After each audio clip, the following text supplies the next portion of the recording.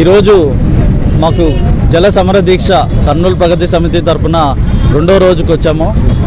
అయితే ఈ దీక్షకు మరి మాకు ప్రజల నుంచి కూడా మా వేరే పార్టీల నుంచి కూడా మాకు ఒక మద్దతు దాన్ని స్వాగతిస్తూ దాన్ని ఎంకరేజింగ్గా ఫీల్ అవుతున్నాము.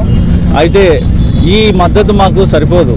మద్దతు మాకు అంటే ఇది ప్రజలకు సంబంధించింది. మన రైతుల నుంచి కానీ కర్నూలులో ప్రజలందరికీ కూడా ఇంకా దీని మీద అవగాహన పెరగాల. ఇప్పుడు మేము తీసుకున్న ఇనిషియేటివ్ జస్ట్ ఇది స్టార్టింగ్ స్టెప్ మాత్రమే.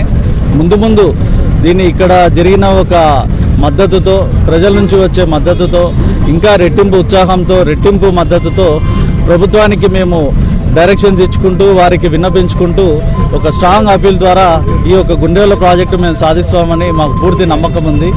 ఇప్పటికే మనం దాదాపు 100 సంవత్సరాలైంది రాయలసీమ పేరు పెట్టుకొని.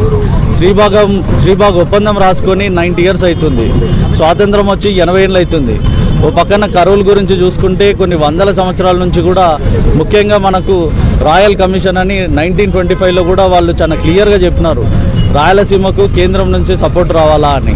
దాని తర్వాత ఇండియన్ ఇరిగేషన్ ఎక్స్పర్ట్స్ కూడా ఎన్నోసార్లు వాళ్ళు డాక్యుమెంట్ రూపంలో కూడా చెప్పారు, కేంద్రం అనేది మద్దతు ఇస్తేనే ఇక్కడ ఇరిగేషన్ అనేది చాలా పటిష్టంగా ఉండడం వల్ల రాయలసీమ అంతా ఒడ్డున పడుతుందని.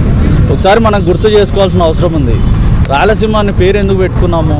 ఒకప్పుడు కృష్ణదేవరాయల పరిపాలనలో మన ప్రాంతం అంతా రత్నాల సీమగా ఏలింది. మనం అందరం అది చూసినాం.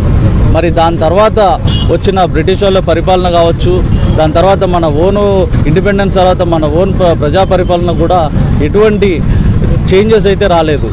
సో ఇవన్నీ మనం చూసుకొని గుండెల ప్రాజెక్టు గురించి కూడా తీసుకుంటే 2013లో అప్పుడున్న కిరణ్ కుమార్ రెడ్డి గారి గవర్నమెంట్లో మరి విష్ణువర్ధన్ రెడ్డి గారు అప్పుడు అజిటేషన్ చేశారు.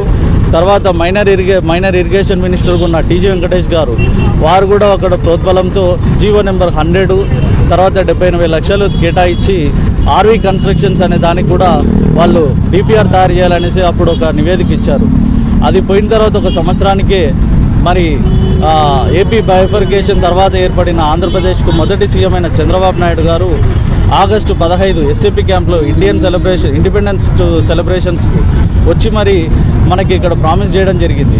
గుండ్రేవుల ప్రాజెక్టు కడతాము, వేదవతి ప్రాజెక్టు కడతాము, ఉర్దూ యూనివర్సిటీ కూడా కడతామనేసి, ఇంకా ఇతర పెండింగ్ ప్రాజెక్టులు కూడా అన్నీ చేస్తామనేసి అప్పుడు మనం ప్రామిస్ చేశారు. ఆ తర్వాత 2019లో మరి పెద్దలు సూర్యప్రకాష్ రెడ్డి గారు జాయిన్ అయ్యేటప్పుడు కూడా ఇక్కడ జీవో 150 తీసుకొచ్చి 4,500 కోట్లు కూడా బడ్జెట్ శాంక్షన్ చేశారు. ఆ తర్వాత వచ్చిన ప్రభుత్వం మరి రైతన్న మన రాజశేఖర రెడ్డి గారి బిడ్డగా పాదయాత్ర చేసి మరి వారిచ్చిన ప్రామిస్ ప్రకారం కూడా వాళ్ళు ముందుకు పోకపోవడంతో మరి వాళ్ళు ఇచ్చిన పేపర్ వర్క్ 20 to 40 TMCకి ఏమన్నా ఫీజిబిలిటీ ఉందా అనే ఒక పేపర్ వర్కే పరిమితమైంది తప్ప ముందుకు పోలేదు. మరి ఇవన్నీ ఎక్స్పీరియన్సెస్ మనం చూసి మన కర్నూలు ప్రగతి సమితి ఆధ్వర్యంలో మరి ప్రజలందరితో సపోర్టు తీసుకొని ఎట్లయినా సరే గుండ్రేవుల ప్రాజెక్టు కట్టాలా, అది కట్టేంత వరకు కూడా మేము దీన్ని ఎక్కడ కూడా కాంప్రమైజ్ అయ్యే ప్రసక్తి లేదని ఈ వీడియో ద్వారా నేను తెలియజేస్తున్నాను. Thank you sir.